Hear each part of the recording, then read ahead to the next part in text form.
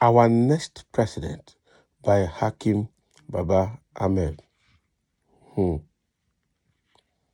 So Hakeem Baba Ahmed is a northern political chieftain and the senior brother to the vice presidential candidate of the Labour Party. All right. So he is trying to tell Nigerians who should be the next Nigerian president. What are the features and attributes that must be found in him, and all of that. So let's see what Hakeem has to say more. Our next president. The first responsibility of the leader is to define reality. The last is to say that you, all right, is to say thank you. In between, the leader is a servant, Max Dupree. So he's trying to say a quote from somebody, Max Dupree, saying the responsibility of a leader is to define reality. The last is to say thank you. In between, the leader is a servant. That is true. It will be unfair to the 18th candidates jostling to succeed President Buhari if one were to say they have not assessed the burden they are asking to be placed on their heads. Majority of them have impressive credentials in leadership and experience. They have released volumes of ideas, strategies, and plans around the most challenging issues the nation faces, many of which are likely to get worse before they get better. So if we among, all right, among them that the candidates have policy and strategy teams designing hit the ground running ideas. They are also battling the ogres that surface every 3 years to feed an ego, greed, money that cannot stand probe, treachery, and suspicion of the entire electoral system. At this stage, most are aware that less than 1% of Nigerians would have read what they plan to do with power. We are at that stage when huge crowds are purchased for rallies and town halls. Thugs are being primed for the more physical elements of the campaign, and a few foreign trips are being considered for, mainly for the impact here at home. Endorsements are being assessed for their values, and the scramble for them is intense, okay? Deeply divisive strategies that do maximum damage to national cohesion, particularly ethnicity and faith, are being sharpened. I have read a few manifestos and blueprints. Obviously, some candidates have given some thought to issues that represent key matters needing major policy reforms and legislations, and in some instances, absolutely radical plans that are meant to fatten the campaign document.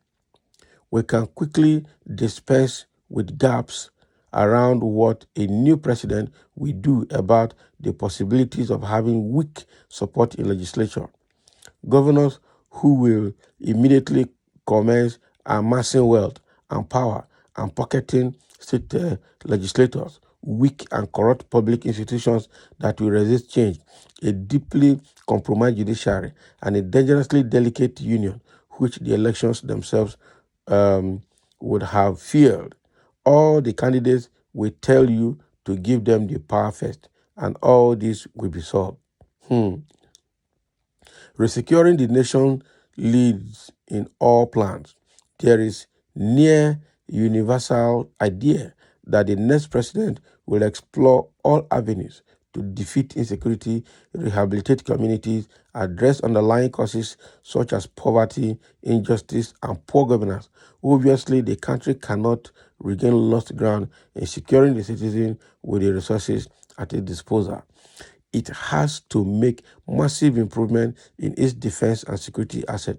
There is also the problem that some of the threats to our security will be difficult to speak to. Boko Haram, ISWAP have dug into enclaves around communities, and peace will mean little to it. What can we offer it?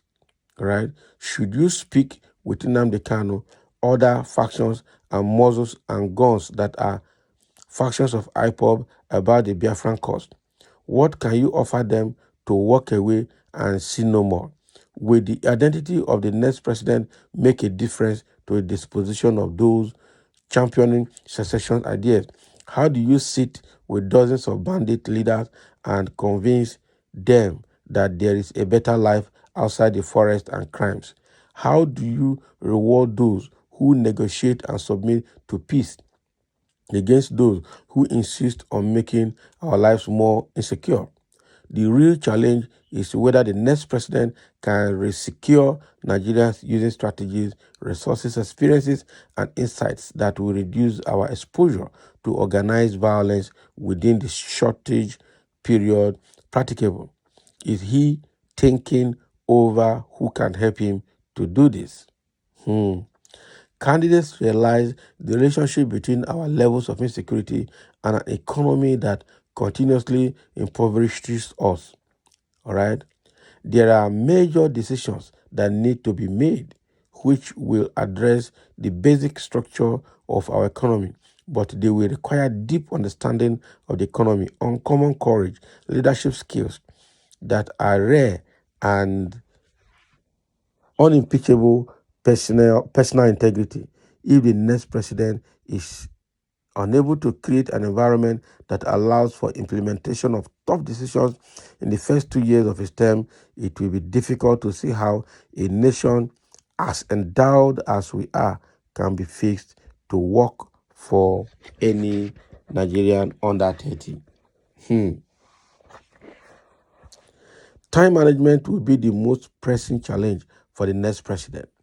The outcome of an election which is already being poisoned by politicians who want power at all costs will very likely cause some stress in intercommunity relations.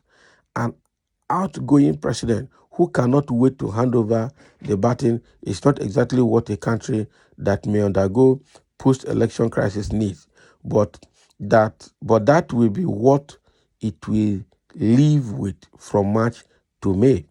The next president will have to do a lot of work to lay the outlines of healing a nation, designing reintegration policies, consulting on the values of creating some form of sincere conversations on inclusiveness, restructuring, redressing frustration, buying support from diverse sources, and promising a lot.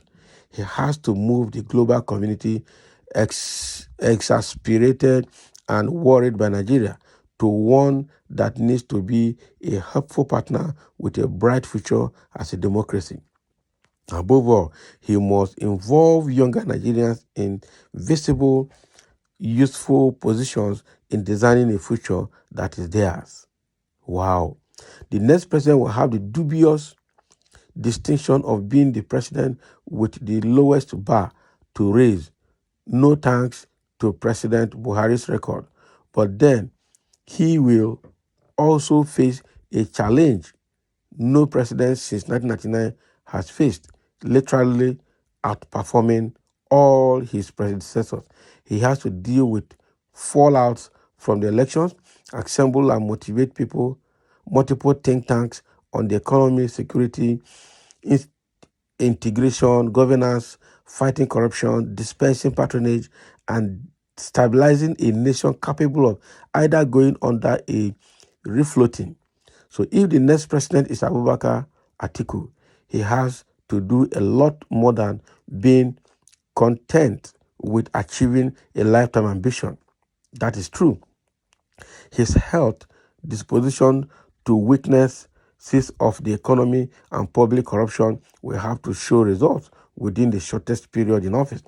Tinubu, as president, will be closely watched to see if his health will indeed become another liability for a distressed nation, or he will reinvent his legendary skills of assembling performers to run the nation for him.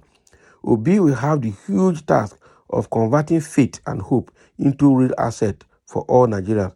Kwakwanso will need to demonstrate political acumen beyond any precedent to impress a nation into submitting to radical ideas Abiola will have to prove that younger Nigerians can take charge of their future with great ideas and bold policies.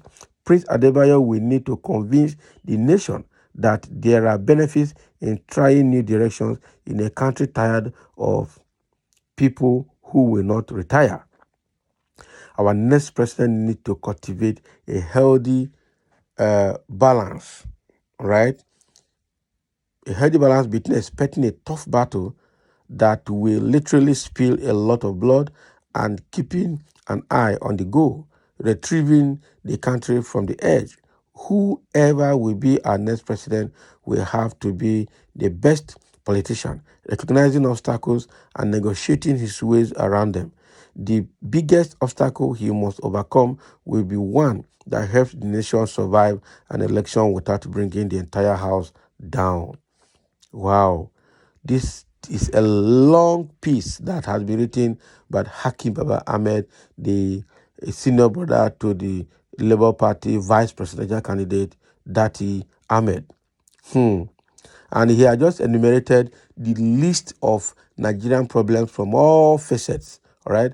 I also listed the challenges that each of the presidents, aspiring presidents, will face. All right. And I also listed what the aspiring presidents must do, all right, if they have to excel in retrieving Nigeria from the edge. This is a very nice, peace neutral write-up. And elder statesman, man, this is fantastic coming from him. Okay, he is still not behaving like he's campaigning for his brother, our Labour Party. He is talking as another statesman, just like Obasanjo is also doing in the South. Hakeem Baba Ahmed, I think, has taken up that responsibility to do the same in the North.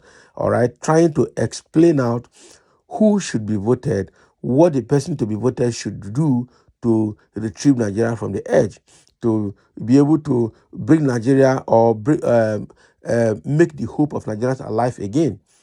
That is what he's trying to do here. This is a very good write-up, and Hakeem Ahmed, you are not truthful in your above write-up, and your motive is your desire to still have a Fulani like you as the next president, Nigerian president. The desire of some Northerners to plant another Fulani in Aso Rock is a call to dismantle Nigeria. That is what somebody is writing here, saying that what Hakeem Baba Ahmed wrote here, there's no honesty in it.